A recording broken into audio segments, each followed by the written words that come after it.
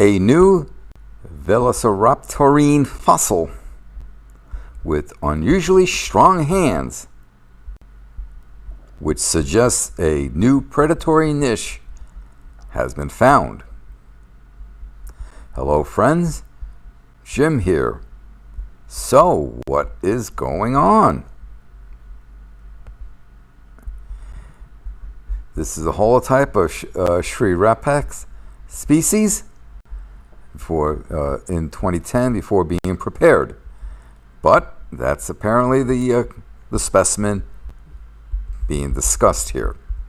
An international group of paleontologists led by the University of Poitiers, France, report that a recently recovered Velociraptorine fossil, Schirrapax, brandish unusually large, powerful clawed hands. Findings point to an evolutionary niche within Mongolia's late Cretaceous desert fauna. Research on the Dromaeosauridae, which are small to medium-sized feathered carnivores, typically focuses on their robust foot claws. Previous descriptions of Velociraptor mongoliensis and related dromaeosaurids documented proportionally slender hand digits in contrast to the enlarged hand morphology observed in Schirrapax. In the study, a new bird-like dinosaur from the Upper Cretaceous of Mongolia with extremely robust hands supports niche partitioning among Velociraptorines. This is published in Historical Biology. Researchers described a nearly complete skeleton from different sources to assess whether hand form signal a distinct predatory strategy. Provenance of the Schirrapax specimen is clouded by black market poaching, unfortunately, that occurred before 2010, and they ended up in private collections, right?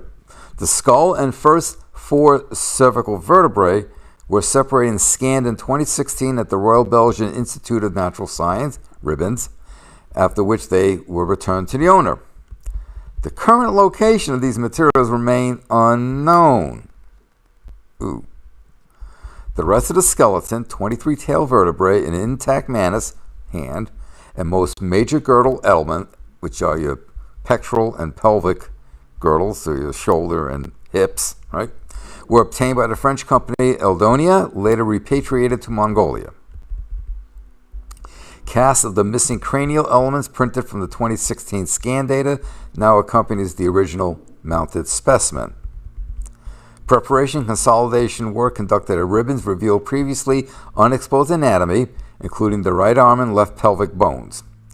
The specimen, now housed at the Institute of Paleontology and Geology in Ulaanbaatar as MPCD 102-117, was likely recovered from the Jagdokta Formation in Mongolia based on its sediment matrix, though its precise locality remains uncertain. Computed tomography and photogrammetric modeling captured cranial sutures. Okay, sutures are basically where bones of the skull of the cranium join up. They don't move. So think of, for example, where your parietal bones meet up at the top, or meets up with the temporal bones, or with the occipital bones, right? You probably have all seen pictures of skulls, and you see some like jagged lines, right? Those are the sutures. Those are actual skull joints. In mammals, they're not connected because those bones need to slide over each other, so that the birthing process is made easier, relatively speaking, than if they were all combined. And then as the newborn grows, becoming a juvenile, and so on and so forth, eventually they fuse. So they showed the cranial sutures, the double pleurocoels, which are air-filled cavities, in the first 2 dorsal centra, which are vertebrae near the shoulders.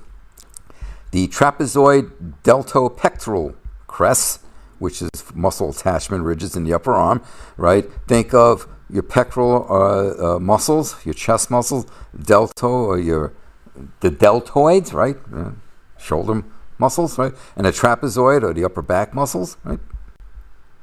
Similar things across across vertebrates.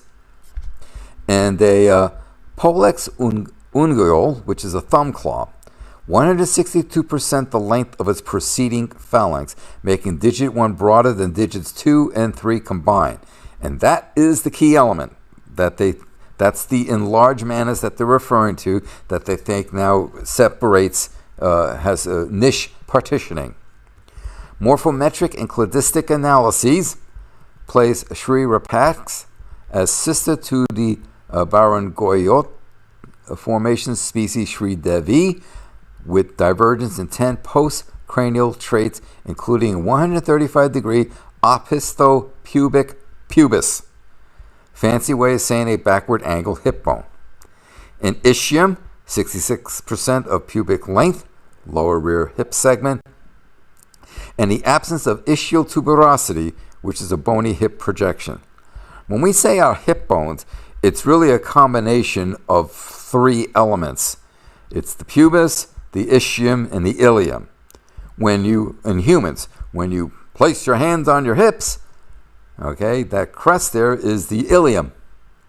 The pubis is right, your groin area, and the ischium, well, think of the basically what you sit on, your butt. Okay, and that's the ischium region there. Enlarged hand structure implies prey handling forces exceeding those inferred for Velociraptor, while skull measurements indicate a stronger bite. Ooh, that's interesting. Researchers conclude that oversized hands and stout jaws let Shri rapax tackle burlier prey, possibly adult protoceratopsians or juvenile ankylosaurs, reducing competition of dietary overlap with other velociraptorines. Broader prey partitioning among predators helps explain the unexpectedly rich dromaeosaurid diversity preserved in Gobi Desert dune field, showing how complicated Mesozoic food webs were, but how that via prey specialization was able to balance competition, minimize interspecific species competition.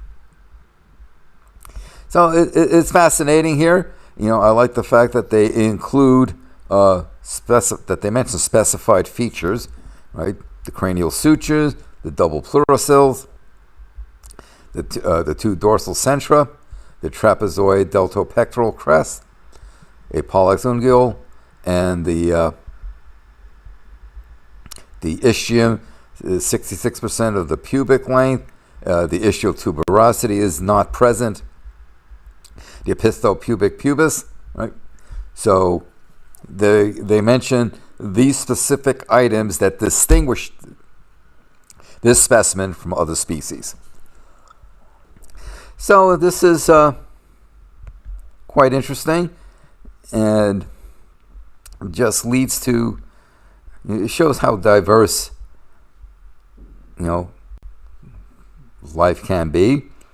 It adds to our appreciation of the diversity present throughout the Mesozoic, be it Triassic, Jurassic, Cretaceous. Incredible diverse flora and fauna. And we've only not even really scratched the surface. So, very fascinating. Just wanted to share that with you. Thank you for your time.